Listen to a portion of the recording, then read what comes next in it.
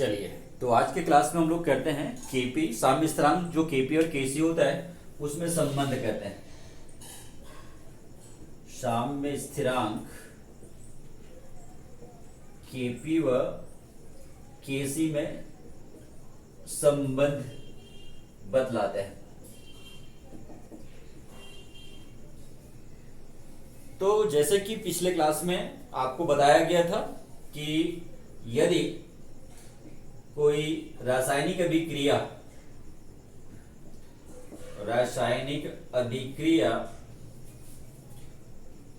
M1A plus M2B equal to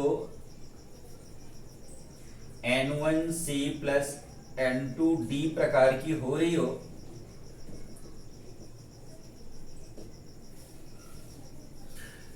तो साम्य स्थिरांक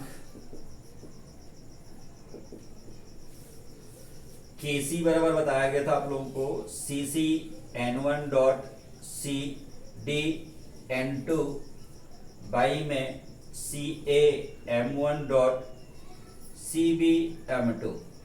जो मोलों की संख्या होता है उसको घात के रूप में दर्शाते हैं। और इसी प्रकार से KP equal to PC N1 dot PD N2 by PA M1 dot PB M2 होता है। तो ये हम इक्वेशन नंबर 1 ले लेते हैं, ये इक्वेशन 2 ले लेते हैं। ये पिछले क्लास में आपको जब मैंने द्रव्यानुपाती क्रिया का नियम के आधार पर साम्य स्थिरांक की गणना किया था, तो उसमें आप लोगों को ये हो चुका था आपका। तो मान लेते हैं यहाँ पे जो निकाय है, जो निकाय जिसमें कि उत्क्रमणी प्रक्रम में जो है ना, जो साम्य अवस्था में जो निकाय है, अगर हम लोग ले लेते कि वो गैसीय अवस्था में हो, यदि निकाय गैसीय अवस्था में हो तो आदर्श गैस समीकरण आप सभी लोग जानते हैं। आदर्श गैस समीकरण पीवी इक्वल टू होता है एनआरटी। ठीक है, एन मोल गैस के लिए आदर्श गैस समीकरण होता है पीवी इक्वल टू एनआरटी होता है। ये आप लोगों को मैंने पहले से बता के रखा हुआ है द्रव की अवस्था वाले लेसन में, है ना। 3 प्रकार का मैंने आप लोगों को आदर्श गैस समीकरण बताया था। एक होता है पीवी इक्वल टू एनआरटी, अभी जो देख रहे हो आप लोग, एन मोल गैस के लिए है। अगर 1 मोल गैस के लिए होगा तो पीवी इक्वल टू आरटी होता है, एन नहीं रहता है। और अगर 1 ग्राम गैस के लिए अगर हम लोग आदर्श गैस समीकरण के तो पीवी इक्वल टू आरटी होता है, उसमें आर जो है स्मॉल में रहता है, उसको विशिष्ट गैस नियतांक कहते हैं। यहाँ पर जो आर दिख रहा है आप लोगों को वो सार्वत्रिक गैस नियतांक है। पी यहाँ पे दाब है, पी दाब है, वी जो है गैस का आयतन है, एन उसमें मोलों की संख्या है, आर सार्वत्रिक गैस नियतांक है, और टी जो है इसमें क्या है, ये परम ताप है। तो यहां से अगर मैं V को इधर हटा दूं तो ये हो जाएगा P इक्वल टू हो गया एन आर टी बटे V। ठीक है, तो यहां पे जो N बाई V है इसी को हम लोग बोलते हैं C, सांद्रता, मोलर सांद्रता। ये मोलर सांद्रता होता है। किसी विलयन के एकांक आयतन में उपस्थित मोलों की संख्या या सक्रिय द्रव्यमानों की संख्या, किसी पदार्थ के या किसी विलयन जो होगा, विलयन वाले लेसन में जब करेंगे 12th में, तो यहाँ पे विलयन के लिए हो जाएगा, तो उसमें विलयन का आयतन लेंगे। अगर एक पदार्थ के लिए अगर हम लोग लेते हैं तो किसी पदार्थ के एकांक आयतन बोलेंगे। किसी भी पदार्थ के एकांक आयतन में उपस्थित सक्रिय कणों की संख्या, सक्रिय द्रव्यमानों की संख्या, या अगर विलयन के हिसाब से देखें तो एकांक आयतन में उपस्थित किसी विलयन में उपस्थित होने वाले विलेय के मोलों की संख्या या कणों की संख्या उसकी मोलर सांद्रता कहलाती है। तो इस हिसाब से यहाँ पे N बाई V जो है वो C के इक्वल हुआ, तो इस हिसाब से P का जो मान होगा वो CRT के इक्वल हो गया। इसकी जगह में मैंने ये जो प्लेस है इसकी जगह में मैंने C रख दिया, तो यहाँ पर P इक्वल टू हो गया CRT। तो इस मान को मैं समीकरण 2 में रख लेता हूं। तो समीकरण 2 से चलिए देखिए, ये जो दिख रहा है केपी समीकरण 2 में मान भरूंगा, जहां जहां पे पी था उसकी जगह में मैं सी आर टी करूंगा। तो यहाँ पे जो सी जब पी था तो हो गया ये सी आर टी,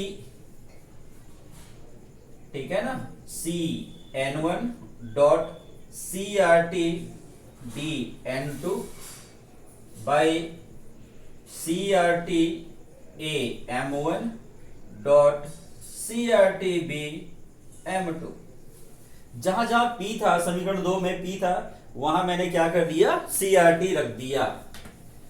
तो अब यहां पर देखो ये जो पावर में दिख रहा है N1 N2 M1 M2 ये पूरे का पावर है। तो इसको हम लोग करते हैं RT वाले जो है इसको अलग कर देते हैं, बाकी को अलग कर लेते हैं, दो भागों में तोड़ लेते हैं, ठीक है। तो ये हो जाएगा CC पावर में हो गया N1, CD पावर में हो गया N2, CA पावर में हो गया M1 और CB पावर में हो गया M2। वैसे ही RT को देखें तो RT पावर में हो गया N1, RT पावर में हो गया N2, RT पावर में हो गया M1 और RT पावर में हो गया M2। तो ये जो भाग है, इसलिए मैंने ये वाला भाग को नहीं मिटाया था। ये जो भाग आपको दिख रहा है CC N1 CD N2 CA M1 CB M2 जो दिख रहा है आप लोगों को, ये समीकरण के हिसाब से इसकी जो मान है वो KC लिख सकते हैं इसकी जगह में। तो इसके हिसाब से हो गया ये KP इक्वल टू हो गया KC, ठीक है। अब ये बचा, तो भाई हमको मालूम है मैथ्स के नियम आप सभी लोग जानते हो कि गुणा करने में घात जुड़ती है और भाग करने पर घात क्या हो जाती है, घट जाती है। तो ये दोनों जुड़ जाएगा, ये दोनों घट जाएगा। तो ये हो जाएगा RT पावर में हो गया N1 प्लस N2 माइनस में हो जाएगा M1 प्लस M2। तो N1 प्लस N2 यहाँ पे क्या है, इसमें उत्पाद जो दिख रहा है, अग्रभिक्रिया में जो उत्पाद दिख रहा है उनके मोलों की संख्या है, योगफल है उसका, मोलों का योग है। और यहाँ पर जो M1 प्लस M2 है वो अग्रभिक्रिया में जो भाग लेने वाले अभिकारक है उनके मोलों की संख्याओं का योगफल है। तो इसी को हम लोग यहाँ अंतर जो हो रहा है उसमें इसको हम लोग लेके डेल एन मान लेते हैं। यदि डेल एन ले लेता हूं N1 plus N2 minus M1 plus M2 को डेल एन ले लेता हूं, तो ऐसी स्थिति में क्या हो जाएगा, KP equal to KC RT power में हो गया डेल एन। तो यही KP और KC में क्या है, ये संबंध है। अब यहां पर जो KP और KC में जो संबंध है के हिसाब से जो डेल एन का मान बस अलग अलग आते जाएगा, और वो जो डेल एन और का मान जैसे जैसे बदलेगा उसके हिसाब से यहाँ पे KP और KC के मान में भी क्या होगा, परिवर्तन होगा। कैसे होगा उसको देखिए, एक एग्जांपल लिख, इसमें कंडीशंस इसके कर लेते हैं, 3 कंडीशन।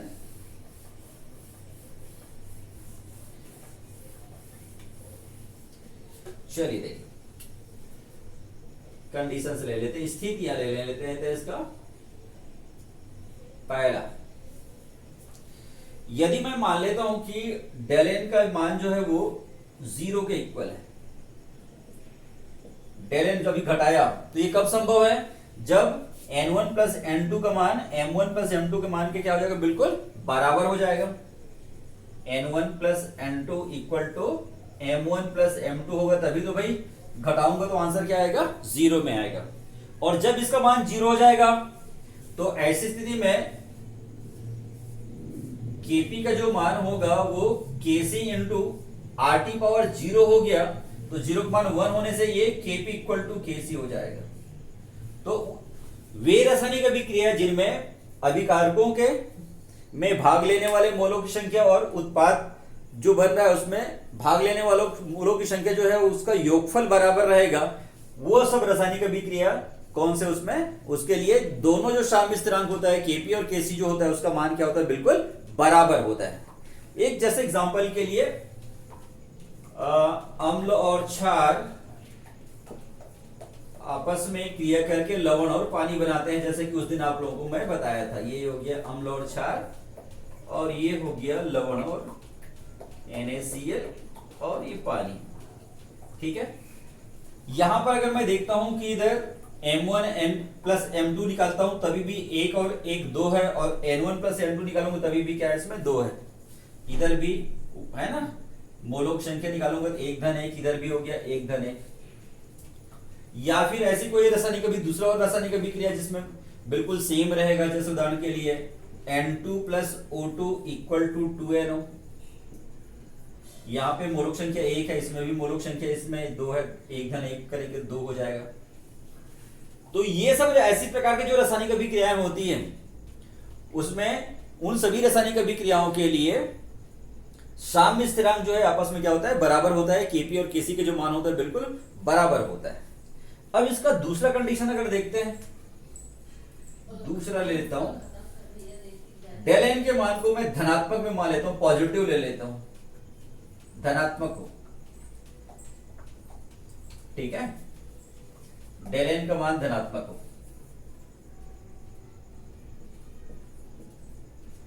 तो डेल एन का मान धनात्मक कब होगा, जबकि इसका मान बड़ा होना चाहिए, इनका जो मान है वो छोटा होना चाहिए। बड़ी राशि में छोटी राशि घटाएंगे तभी तो आंसर प्लस में आएगा। जैसे मान के चलो इसका मान 5 आ गया, इसका मान 2 आ गया, तभी 5 में 2 घटाऊंगा तो 3 आएगा। अगर उल्टा हो जाएगा, यहाँ 2 हो जाएगा, यहाँ 5 हो गया, तो आंसर तो माइनस में हो जाएगा। तो मुझे यहाँ पर लेना है, पॉजिटिव में लेना है, तो यानी सीधी सी बात है N1 प्लस N2 के मान को क्या करना पड़ेगा, M1 प्लस M2 के मान से बड़ा रखना पड़ेगा।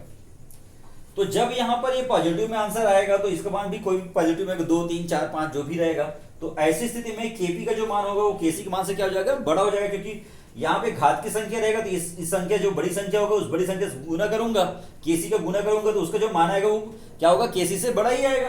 अर्थात Kp का जो मान होगा, ठीक है ना, ऐसी स्थिति में Kp का जो मान होगा वो Kc के मान से क्या हो जाएगा, अधिक हो जाएगा। ठीक है। अब ये ऐसे रासायनिक अभिक्रिया कैसे होगा, जैसे एग्जांपल के लिए देखे देखते हैं। चलिए देखिए, 2SO3 equal to 2SO2 plus O2, ठीक है। तो यहां पे मैं M1 प्लस M2 का मान अगर निकालता हूं यहां से, तो ये आ गया 2, और इधर से N1 प्लस N2 का मान निकालूंगा तो ये आ गया 2 धन 1 बराबर 3 आ गया। ठीक, तो इधर क्या हो रहा है, उसमें जो अग्रभिक्रिया के हिसाब से जो उत्पाद में भाग लेने वाले मोलक संख्या जो है अभिकारक के मोलक संख्या से क्या हो रहा है, वो अधिक हो रहा है। तो ऐसे सब रासायनिक अभिक्रियाओं में क्या होगा, Kp का जो मान होगा Kc से क्या होगा, बड़ा होगा।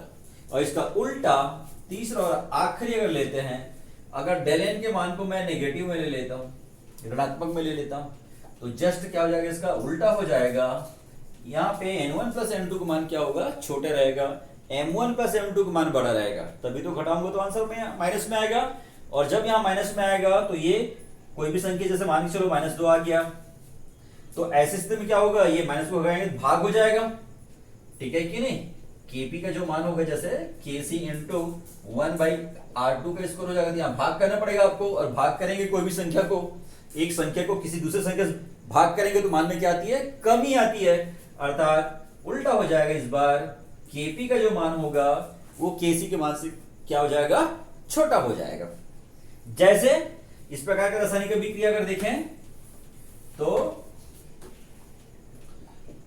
N2 plus 3H2 equal to 2NH3 को देखें, तो यहां पर मैं M1 प्लस M2 का मान निकालता हूं तो 1 धन 3 यानी 4 आ रहा है, और इधर मैं N1 प्लस N2 का मान निकालता हूं तो 2 आ रहा है। तो अभिकारक जो है उस अभिकारकों के मोलों की संख्या का है इसमें अधिक है, और उत्पाद में मोलों भाग लेने वाले मोलों की संख्या कम है। तो इस प्रकार से जो रासायनिक अभिक्रियाएं आप देखेंगे तो उन रासायनिक अभिक्रियाओं में Kp और Kc में क्या संबंध है वो आप निकाल सकते हो। जैसे इसी रासायनिक अभिक्रिया के लिए Kp और Kc का संबंध निकालें तो सीधी सी बात भाई, यहां मैं डेल एन का मान निकालूं तो डेल एन का यहां पे मान निकालता हूं तो ये 2 ऋण 4 यानी ऋण 2 हो जाएगा इसमें। तो इस हिसाब से यहां पर संबंध जो आएगा Kp इक्वल टू जो आएगा Kc इंटू RT पावर -2 आएगा। ये इनके बीच इसका रिलेशन आ गया जैसा भी निकला होता है। तो आपको केवल हर बार क्या करना है, डेल एन का जो मान है वो निकालना है, और डेल एन के मान को निकाल के यहाँ पर जो डेल एन था उस डेल एन के मान को यहाँ पर रखते जाना है। तो किसी भी रासायनिक अभिक्रिया के लिए आप Kp और Kc में संबंध कर सकते हैं। तो ये था आप लोगों को। अब इसके हिसाब से कोई रासायनिक अभिक्रिया का Kp या Kc गणना कैसे किया जाता है तो ये मैं आप लोगों को नेक्स्ट क्लास में सिखाऊंगा। आज मैंने आप लोगों को सिखाया कि किसी भी रासायनिक अभिक्रिया के लिए वो केपी और केसी जो दो थने जो साम्य स्थिरांक होता है उनके बीच में रिलेशन कैसे निकाला जाता है वो मैंने आपको सिखाया। ठीक है, नेक्स्ट क्लास में जब मिलेंगे तो उसमें फिर मैं केपी की गणना कैसे किया जाता है, केसी की गणना वास्तव में कैसे किया जाता है, उसके बारे में आपको क्लास लूंगा। Thank you.